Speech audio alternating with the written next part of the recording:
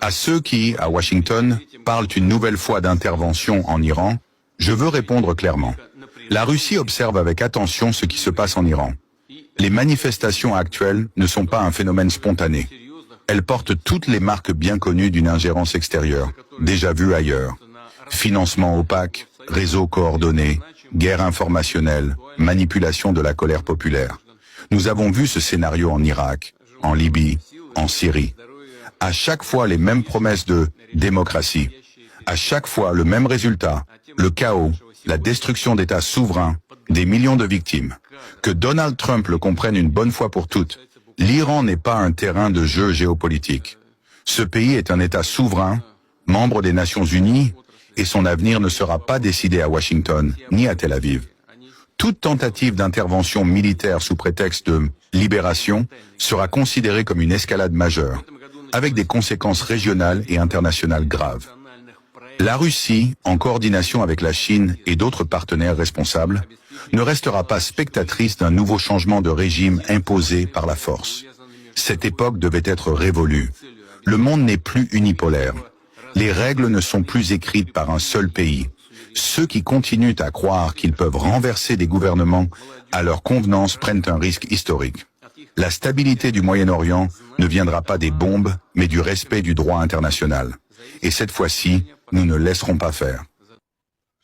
Très chers frères et sœurs, nord, sud, de l'est, à l'ouest et du centre, bonjour, bonjour, bonsoir. Des choses deviennent donc sérieuses et précises. Pour la première fois, Poutine menace Trump directement. Pour la première fois, Poutine donne un avertissement à Trump. Que fais gaffe, ça ne se passera pas comme ça. Ça ne se passera pas comme ça. Les relations stratégiques, quand la Russie, la Chine, la Corée du Nord et l'Iran, aujourd'hui, il faut tester ça ailleurs. C'est Maduro qui a joué avec vous. Mais l'Iran, là,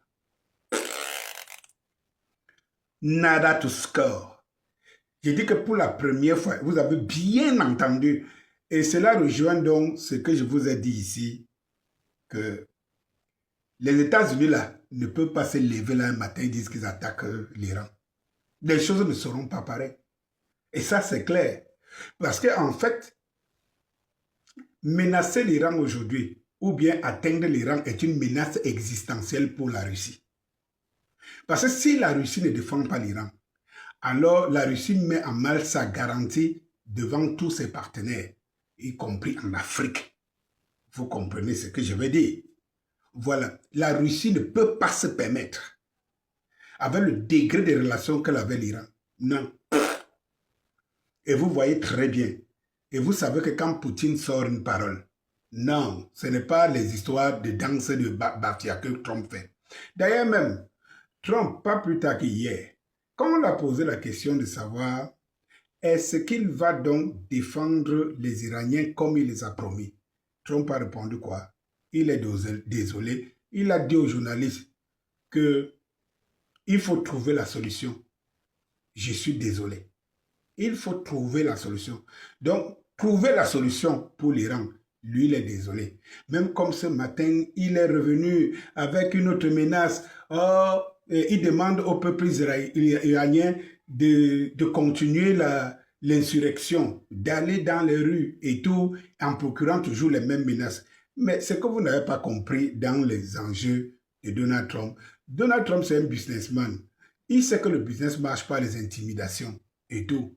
Vous n'avez jamais suivi comment on fait dans comment ils appellent ça, les trucs dans le Wall Street et tout ça. Vous voyez comment on augmente les affaires, ou on traite des affaires en quelques secondes, quelques minutes. On te dit que voilà une affaire, elle va produire tant. Vraiment, si tu mises à l'instant. Mais on te dit que les fluctuations se font en secondes, au point où tu peux gagner comme tu peux perdre. Donc, au moment où on est en train de te proposer l'affaire, si jamais tu es en train d'hésiter, tu peux perdre, ainsi de suite. Parfois, on est accroché avec toi au téléphone. Vous voyez tous ces gens là-dedans, le Wall Street et tout ça, vous voyez très bien comment ils font. Vous voyez que les téléphones, ça sonne, ça décroche en quelques secondes, ça mise, ça retire, ça fait comme si. Et c'est ça le véritable problème. Donald Trump sait ces enjeux-là. Eh bien, en menaçant l'Iran, il sait très bien, il se positionne toujours aux yeux de la communauté internationale et puis de son audience. Et quand il dit son audience, au-delà des États-Unis, il se prononce comme quelqu'un qui a le pouvoir de faire ce qu'il veut dans le monde où il veut. Il veut montrer que il a fait de l'Amérique great again. Voilà, et que vraiment l'Amérique, c'est la superpuissance qui peut décider, même s'il y a les Russes, même s'il y a les Chinois et tout ça. Le problème, c'est que il joue sur le moral et la psychologie des Iraniens, qu'il pousse dans la rue en leur faisant croire que non, vous êtes protégés, allez-y, nous vous couvrons. Mais en fait, la couverture, elle est psychologique, morale. Parce qu'en fait, si les Iraniens, les utiles iraniens arrivaient même à renverser le régime d'Ayatollah sans que Trump n'intervienne, c'est en ce moment qu'il va dire que, mais en fait, je les ai joués psychologiquement. Trump n'a pas les moyens de s'attaquer à l'Iran aujourd'hui. Je vous dis, Trump n'a pas les moyens de s'attaquer à l'Iran aujourd'hui. C'est-à-dire que ça lui coûtera plus cher, ça coûtera à l'Amérique quelque chose que personne ne s'attend à ce moment. Et ça, c'est clair. Et vous voyez ce qu'il joue là, il joue le jeu mafia au Venezuela et pas. Il joue, il dit qu'il prend le Groenland et tout ça. Mais la mort serait de s'attaquer à l'Iran. Et lui, il en est conscient. Mais il ne parle qu'avec sa bouche. Il sait qu'il ne fait pas voilà, lui, il gagne les cœurs, il gagne dans les intimidations et tout ça. Il n'est pas possible et c'est bien dit.